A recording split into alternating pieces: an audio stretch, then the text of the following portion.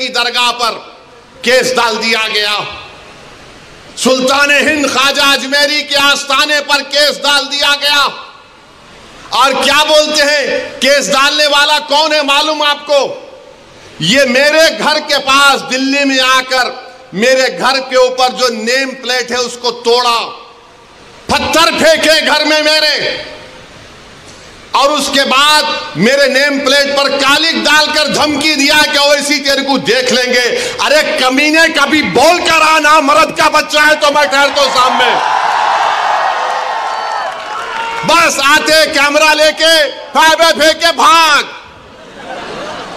अरे बोल क्या, आ रहा हूं कल तेरे पास तो मैं भी ठहरता हूं, देखेंगे 6 फुट 2 इंच क्या करता है।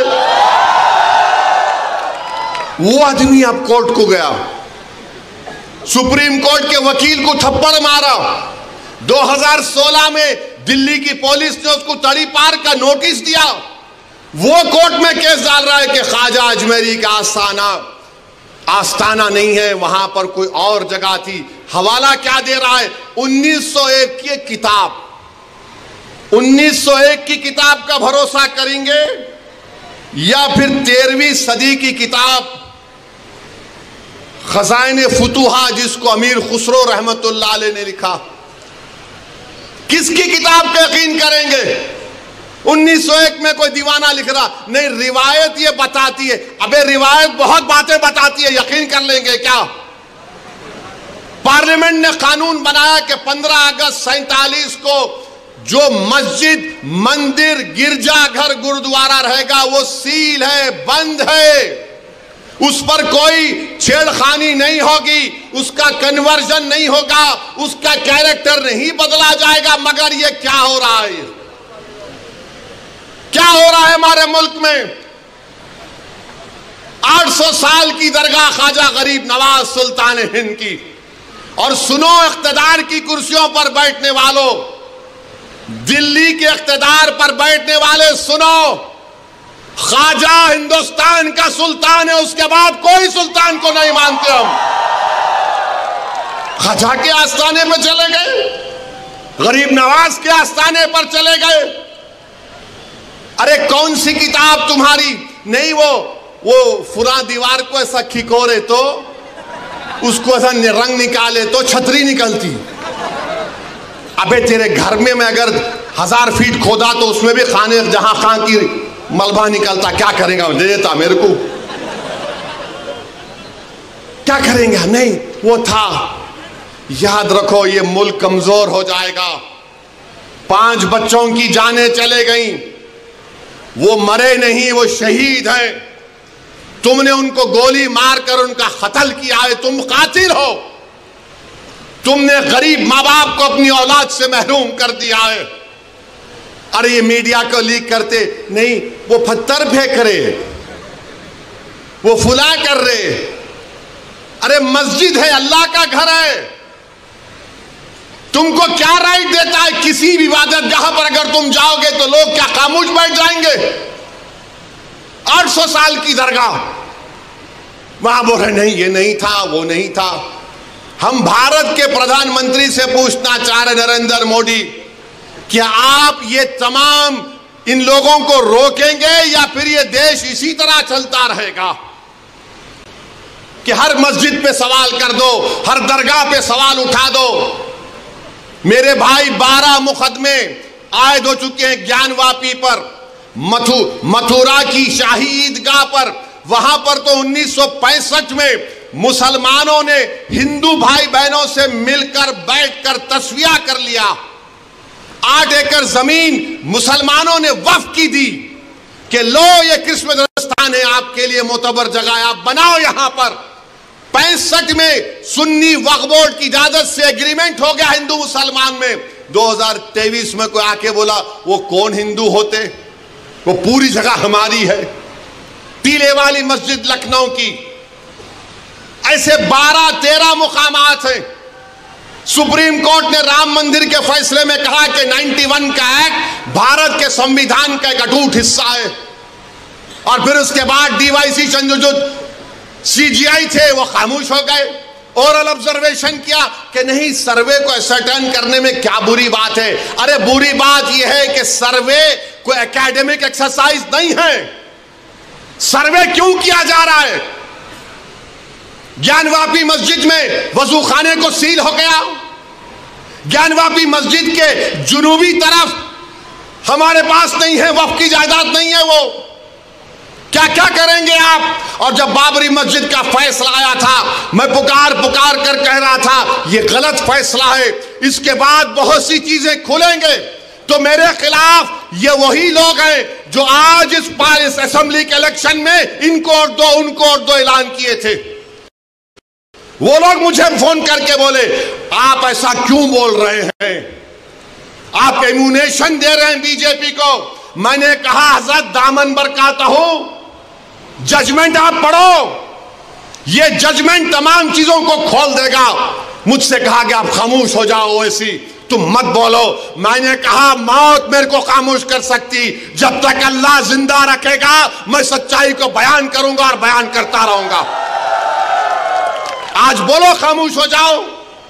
मैं जब कह रहा था तो कोई बोल रहे नहीं मत बोलो, इनको क्या है, ये भड़काऊ भाषण दे देते, इनको क्या है, इनको टीवी पे जाके बोलने का शौक है। आज क्या हुआ महाराष्ट्र के चुनाव में? क्या बीजेपी ने क्या कहा जा जाकर? आज हमारे पास करण जैसे, क्या नाम है, यूसुफ पुंजानी आकर तकरीर करके गए, मैं इलेक्शन जीतने का हार गया। उन्होंने कहा कि बीजेपी ने पूरे महाराष्ट्र में प्रचार कर दिया कि फतवा जीतेगा या भगवा जीतेगा। बताओ ये कौन है लोग? अरे आपको अगर इलेक्शन लड़ना है लड़ो, आगे बढ़ो, सिर्फ बैठकर ऐलान करने से नहीं होता, इलेक्शन लड़ो, मालूम होता आपको कैसे वोट हासिल करना पड़ता है। एक आलिम दीन मुफ्ती इस्माइल आपके सामने जो इलेक्शन लड़ रहा भी है, मिंबर रसूल पर आपको अच्छाई को बयान भी करता है और चुनाव भी लड़ता है। मगर यह क्या बात है कि इलेक्शन आएगा इनको और दो उनको और दो। अरे आप लड़ो, आप नहीं लड़ सकते तो अपने दामाद को लाओ, चलो लड़ो ना, क्यों नहीं रोकते? नहीं, हम इनको बोलेंगे उनको बोलेंगे। क्या हुआ? आपने बीजेपी को हैंडल दे दिया। यूसुफ पुंजानी कह रहा है कि बीजेपी गली गली जाकर ऐलान कर दी कि फतवा जीतेगा या भगवा जीतेगा। अरे जब सियासत नहीं आता करना तो मत करो, दुआ करो या हिकमत अमली से इख्तियार करो। नहीं, हमको सब चीज होना। देख लिए क्या हुआ। अब किधर है आप, किधर है नहीं मालूम। कहां है वो लोग जो औरंगाबाद में बोले थे इम्तियाज जलील कोर्ट मत,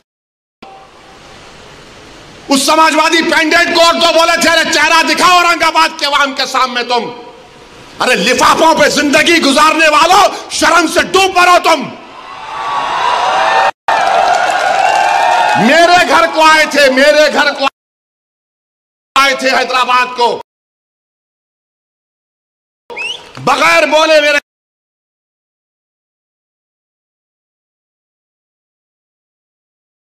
घर को आए। मैं वक्फ के बिल की मीटिंग में जा रहा था, पलट मेरा गार्ड फोन करा के साहब इतने लोग आए, मिला, घर पे आए तो मैं कहा कि मेरा घर इतना बड़ा नहीं है, आप लोग 20 लोग ले लीजिए, को बिठा, वो बात करे, बात करा, लेटर लिख के दिए को टिकट दो, मला मैं गौर करूंगा। फिर जाने से पहले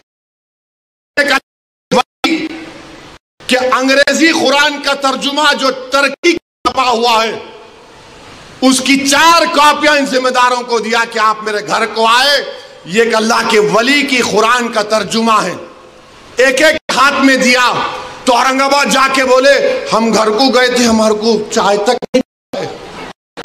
अरे आप पहले से बोल देते तो नान खलिया खिला देता मैं। मेरे को नहीं मालूम था कि तुम मेरे घर को खाना खाने आ रहे।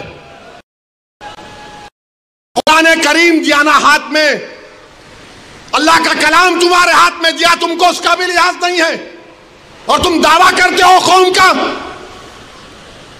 बहुत बोल सकता हूं, याद रखो मेरी जबान को लगाम नहीं है, तुम्हारा घर से निकलना महाल कर दूंगा मैं यहां पे। मेरे भाई इमाम शाफई मुफ्ती साहब बैठे हुए, इमाम शाफई रहमतुल्लाह अलैह का जमाना है।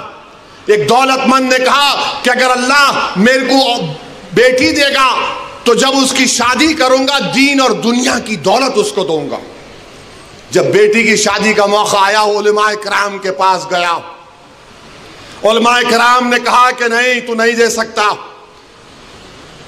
दीन और दुनिया की दौलत तो कैसे देगा, तेरी कसम गलत हो गई।